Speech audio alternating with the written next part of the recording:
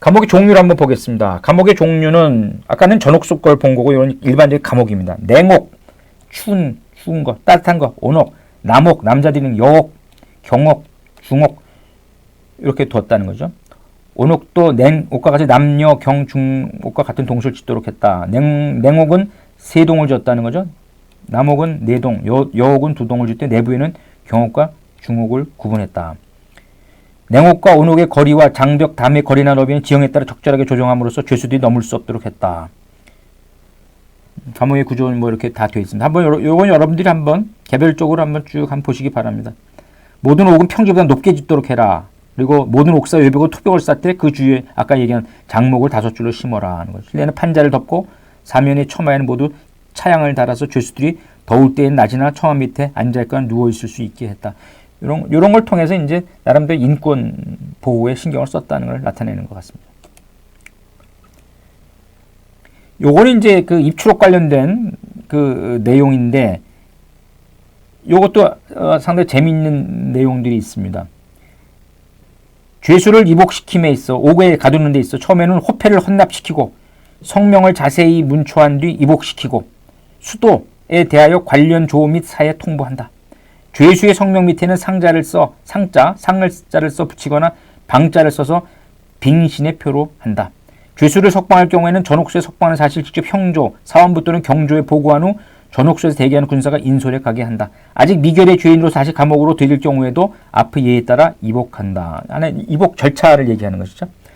매일 수감되어 있는 죄인 중에 가수, 죄인이 뭐 칼을 씌워서 가두는 거 하거나 석방에 내보낼 경우에는 서류를 구비하여 형조에 제출한다 하는 것이고, 그러면 3. 당상관 및 입직하는 낭관이 형방낭청과 더불어 이를 처리한다.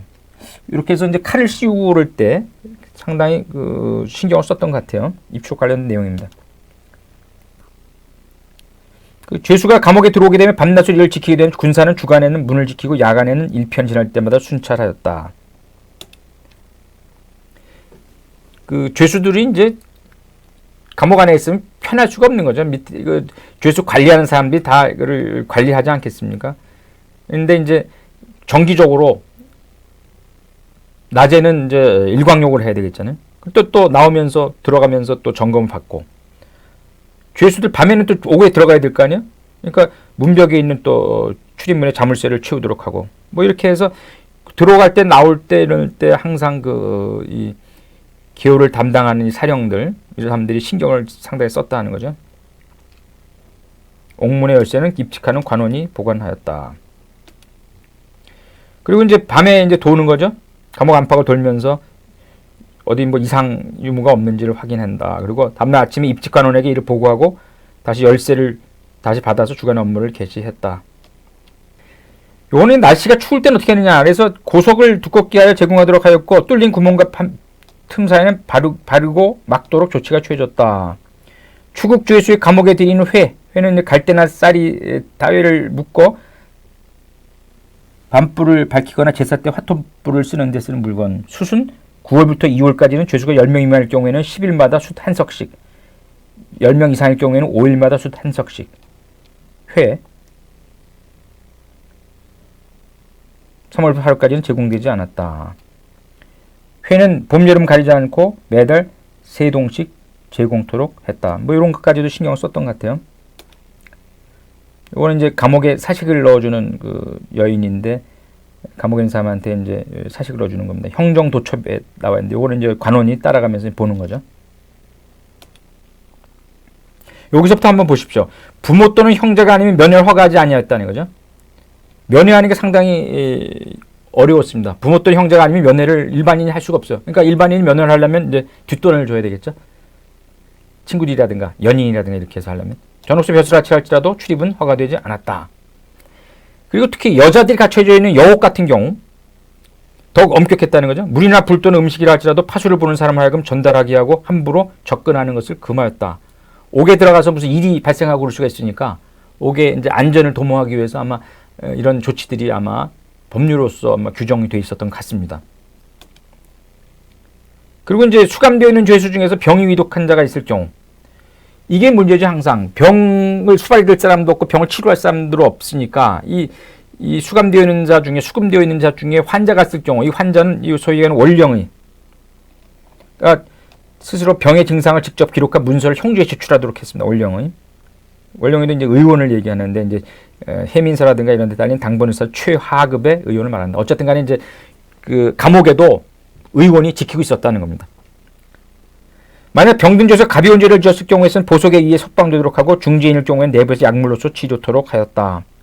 사망한 경우 서울에 문의토록 하고 서울에서는 담당 관원이 직접 살피어 검험한 뒤 당의 부에 내어지도록 했다. 이것도 일정한 절차에 의해서 항상 이것이 이제 이루어졌다 하는 것을 볼 수 있습니다. 옥중오고입니다. 옥중오고. 제가 아까 얘기했던 옥중오고. 죄인들의 생활에 대해서 아마 가장 잘 표현하는 것이 바로 이 옥중오고가 아니겠는가. 옥에서 살면서의 5가지 고통. 정약용이 다산 정약용에서 목민심세에 등장하는 옥중오고란 옥중생활에서의 5가지 고통을 얘기를 합니다. 5가지 고통에 시달리는 감옥을 양교의 기부, 즉 인간 세상에 있는 귀신의 집이라 표현했습니다. 감옥에서의 생활이라고 하는 것이 그만큼 고통스러웠다는 것입니다. 감옥을 예전에는 다산 정약용에 의하면 뭐라고 했어요? 양계의 기부, 인간 세상에 사는 귀신의 집이다 이렇게 얘기했고 그 안에서의 옥중 생활의 고통, 5가지 고통 이것을 옥중오고라 했다. 요거는 이제 그 밖에 나와서 일광욕하고 있는 것 같아요. 칼을 쓰고 있어요. 일단 중주인 같은 경우에 도망칠 염려가 있기 때문에 칼을 쓰고 있었다. 아까도 그를 칼을 쓰는 것에 대해서는 이제 보고를 했다라고 그랬죠. 그래서 이제 이런 거는 이제 여자들 같은데 이제 3명이서 같이 이렇게 하고 있는데 각각 독자적으로 하나씩 쓰고 있는데 여기는 좀 특이하네요. 3명이서 이렇게 같이 쓰는 거. 옥중오고의 내용 한번 보겠습니다. 옥중오고 어떤 것이 옥중오고였는가? 가계의고, 가계의고입니다. 토색의고, 질통의고, 동뇌의고, 체류의고 이런 5가지의 고통입니다. 먼저 가계의고입니다. 밤낮으로 목에 도리개 칼을 채우고 사형수에게는 수갑과 발에는 족쇄를 채워놓았다는 거죠. 이로 인해 옥중에서 이루 말할 수 없는 행동의 제약을 가져오게 된다. 이 바깥도 아니고 옥 내에 있으면서도 이렇게 해서 지금 쇠사슬로 묶는다든가 족쇄를 쳐놨다는 거예요. 족쇄를. 이 칼도 씌우고.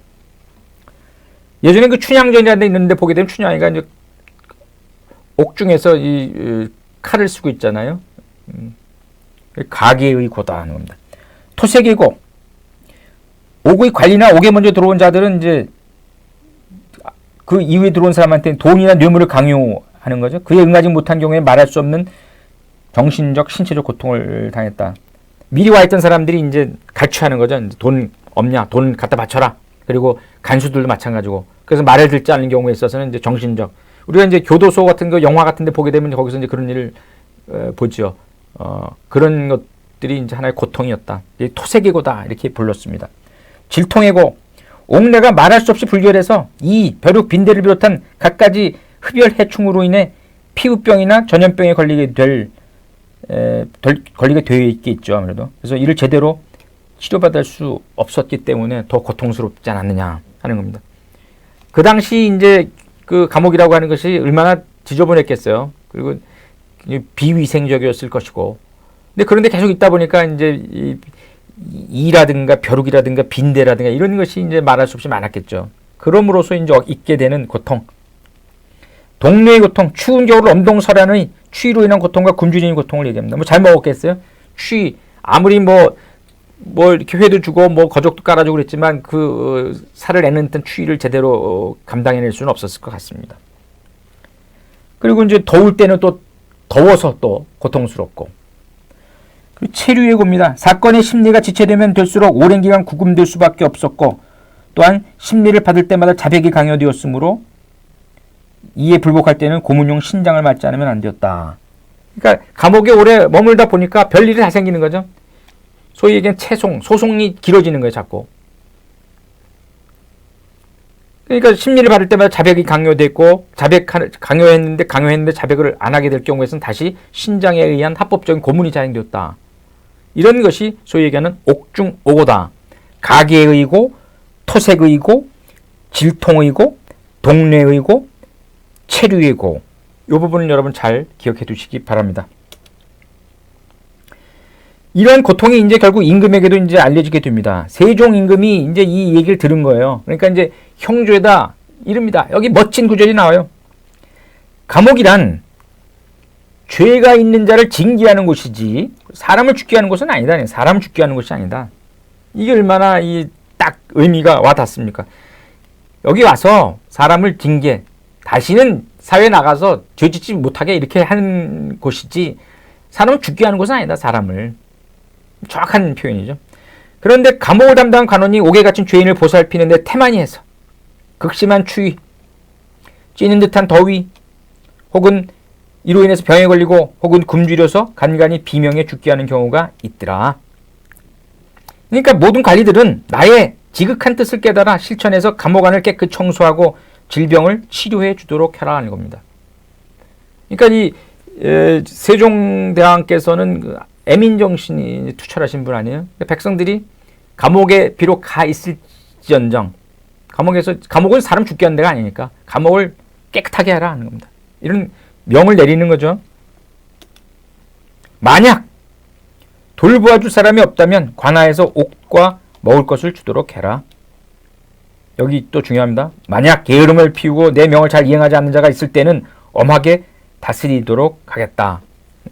예전에 이제 아까 설명드린 바와 같은 그 법이 인정한 고문, 그것이 남용이 된다, 남형이 되는 경우에 있어서 처벌하지 않았어요? 죽게 만든 경우에 있어서 처벌하였고, 이 수금 시설의 감옥 같은 경우에 있어서도 제대로 관리하지 못함으로 인해 가지고 인권이 침해되고 사람이 죽고 병들고 이런 경우에 있어서는 여기에 대해서 응당의 조치를 강구하겠다 하는 거죠. 엄하게 다스리도록 하겠다. 여기 이제 세종대왕의 정신, 갖고 있는 애민 정신의 발로라고 볼 수 있겠습니다. 그래서 여러 가지 이제 세종 임금의 명에 따라 감옥에서 고통을 최소화하기 위해 여러 가지 대책이 이제 강구되어 시행됩니다. 이게 굉장히 중요한 의미를 갖고 있는 거죠.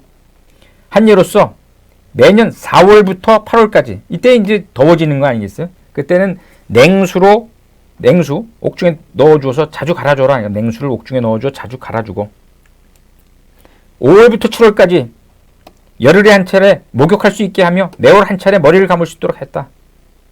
이렇게 함으로써 이제 위생을 이제 감독하는 거죠. 위생. 또한 10월부터 동지 때까지 12월, 동지 때까지 감옥에 볏짚을 두텁게 깔아두라. 왜냐하면 이제 추우니까 더워야 될 거 아니에요? 춥지 않게 하라 하는 겁니다. 여름에는 찬물 줘서 목욕도 하게 하고 자꾸 씻도록 하고 갈증 나니까 물도 주고 그렇죠? 10월 동지 때까지는 이제 추우니까 볏짚을 자꾸 줘서 온도를 유지할 수 있도록 뜨뜻하게 할 수 있도록 해라. 다산 정약용 선생이 이제 이런 그 옥중옥이라든가 양교 귀부라고 하는 것을 한 얘기는 자기도 이제 이런 것을 경험을 해봤겠죠. 그러니까 이제 옥중 생활이라는 것이 어떤 것이 알고 그랬을 겁니다. 이게 이제 다산 정약용 선생이 이제 초상화가 되겠습니다.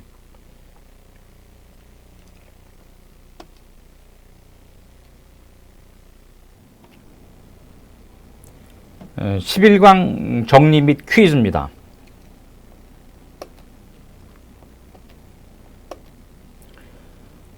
첫 번째, 조선시대의 분경금지법이란 무엇이냐 하는 겁니다.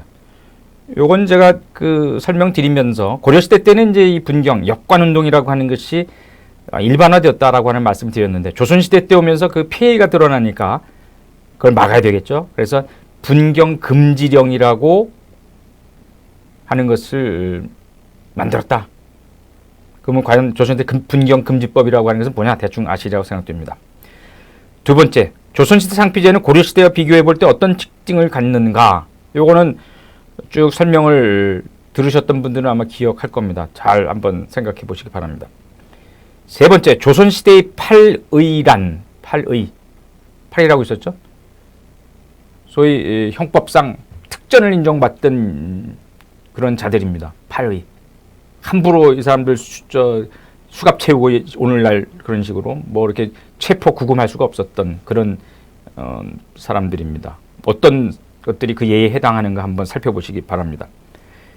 네 번째, 조선시대에 행해졌던 고신이란 무엇이고 어떠한 것들이 있었나? 고신이라고 그랬죠, 예전에는. 오늘날에는 이제 이런 것이 이제 많이 사라졌습니다만은 함부로 인신에 대해서 이런 것을 하는 것이 허용되지 않습니다. 그리고 이런 것을 통해서 얻은 증거, 자백 같은 거, 이건 증거 능력이 인정되지 않습니다. 오늘날. 무엇일까요? 다섯 번째, 감옥제도는 우리나라의 경우 어디서 유리하고 있나? 요거는 제가 고대 국가의 경우에 설명드린 적이 있습니다. 고대 국가 어느 국가에서 이것이 비롯됐다 하는 것. 여섯 번째, 옥중오고.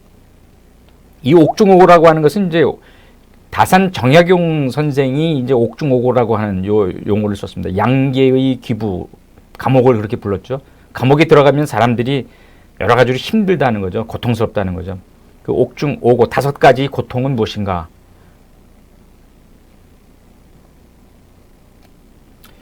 도표정리입니다. 감옥의 종류, 옥중오고 여기서 설명을 다시 드립니다. 감옥의 종류 한번 볼까요? 감옥에는 어떤 게 있었는지. 냉옥, 춥다는 거죠. 온옥, 따뜻한 거. 남옥, 남자들이 있는 거고. 여옥, 여자들이 있는 거. 경옥, 경미한 범죄를 다루는 사람들. 중옥은 중한 범죄를 다루는 사람들을 가둬두는 것을 이렇게 불렀습니다.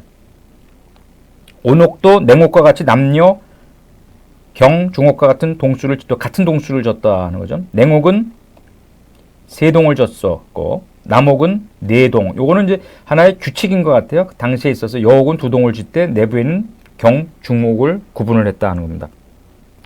대표적인 이 구금 시설을 이제 당시 전옥소라고 하는 게 있었죠. 최근에 여러분 제가 설명드린 바와 같이 그 옥중화라고 하는 드라마에 전옥소가 등장을 합니다. 전옥소. 이 구금 시설 감옥이죠. 여기 이제 그 감옥에도 이게 다 규정이 있어가지고 규정에 의해서 다 이루어졌던 것 같아요. 냉옥과 온옥의 거리와 장벽담의 거리나 너비는 지형에 따라 적절하게 조정함으로써 죄수들이 넘을 수 없도록 했다. 감옥의 구조와 시설입니다. 세종 8년에 옥도를 만들어서 옥과 관련된 지도입니다. 그래서 모든 관사가 도면대로 감옥을 축조하도록 했다는 거죠. 그러나 제대로 실행되지는 않았고 세종 21년에 다시 옥도를 개량했다. 모든 옥은 평지보다 높게 짓도록 했다는 거죠.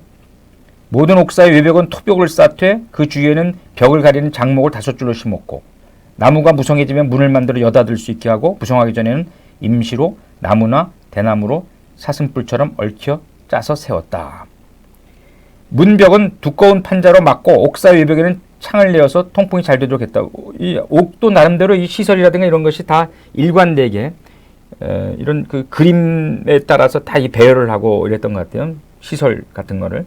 문벽은 두꺼운 판자로 막고 옥사 외벽에는 창을 내어서 통풍이 잘 되도록 했다. 실내에는 판자를 덮고 사면의 처마에는 모두 차양을 달아 죄수가 더울 때는 낮에 처마 밑에 앉아있거나 누워있을 수도 있게 했다 하는 겁니다.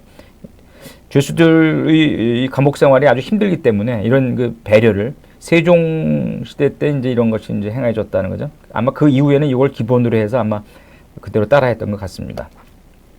요게 이제 옥중오고입니다. 옥중오고라고 하는 것은 옥중에서 겪게 되는 5가지 고통을 얘기하는 겁니다. 가계의고, 토색의고, 질통의고, 동뇌의고, 체류의고. 뭐 말 그대로도 느낌이 오지요. 고통스럽겠다라고 하는. 가계의고는 뭐냐? 가계. 이것은 이 칼 있잖아요. 칼. 이것을 이제 밤낮으로 목에 도리개 칼을 채우고 사형수에게는 수갑과 발에는 족쇄를 채워 놓았다는 거죠. 이로 인해 옥중에서 이루 말할 수 없는 행동에 제약을 가져오게 됐다. 옥이라고 하는 것이 이제 굉장히 좁잖아요. 이 좁은 데서도 칼을 씌워놓고 거기다가 수갑, 족쇄 이런 것까지 있으니까 얼마나 불편했겠어요. 토색이고 옥의 관리나 옥에 먼저 들어온 자들, 그 노수라고 그러죠. 돈이나 뇌물을 강요받고 그에 응하지 않을 경우에 있어서는 말할 수 없는 정신적, 신체적 고통을 당한다. 감옥에 들어가면 이제 먼저 들어왔다고 그래서 이제 행패를 부리는 사람들 있잖아요. 그리고 이 관리들, 예를 들면 전옥소다 그러면 전옥소에 근무하는 이 관리들의 또 행패, 이루 말할 수 없었다는 겁니다. 질통이고 옥내가 말할 수 없이 불결해서 이 벼룩, 빈대를 비롯한 갖가지 흡혈 해충으로 인해 피부병이나 전염병에 걸리게 된다는 거죠. 근데 이제 문제는 이렇게 해서 전염병에 걸리게 되면 이걸 치료를 받아야 되는데 치료를 받을 수가 없었다. 그러니까 피부 질환이라든가 이런 건 말할 수도 없고 전염병 돌아가지고 전염병으로 이렇게 해서 옥에 있다가 죽는 경우도 다반사였다는 것을 알 수가 있습니다. 동뇌이고 이거는 춥다는 거 아니겠어요? 추운 겨울 엄동설한의 추위로 인한 고통과 굶주림의 고통을 당했다. 여기는 지금 동뇌이고라고 되어 있습니다만 여름에도 굉장히 더웠을 거 아니겠어요? 그 좁은 데서 물론 통풍을 위한 시설을 감옥에다 이제 해놨다고 아까 그 도면으로 해서 이렇게 뭐 우리가 알고 있습니다만 추울 때는 춥고 더울 때는 덥다는 거죠. 그런 가운데서 이 지내기가 쉽지 않았을 것이다 라고 하는 것을 가히 짐작할 수가 있습니다. 체류예고입니다. 당시에는 이 사건 심리가 굉장히 오래 걸렸어요. 그러다 보니까 이 사건의 심리가 지체되는 경우가 많았죠. 그럴수록 오랜 기간 구금될 수밖에 없었고 또한 심리를 받을 때마다 자백이 강요됐다는 거죠. 왜냐하면 자백을 주로 얻으려고 했기 때문에 자백 받으면서 이 신장한다 그러죠. 고문을 해댔었고 그러니까 자백이 강요됐고 여기에 응하지 않을 경우에 있어서는 고문용 신장을 맞지 않으면 안 된다. 신장. 이것이 바로 체류의 고입니다.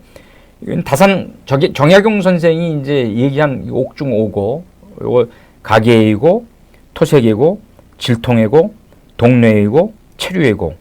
이 한자도 굉장히 어려운데 잘 기억을 해서 한자도 같이 옆에다 쓸 수 있도록 그렇게 하시기 바랍니다.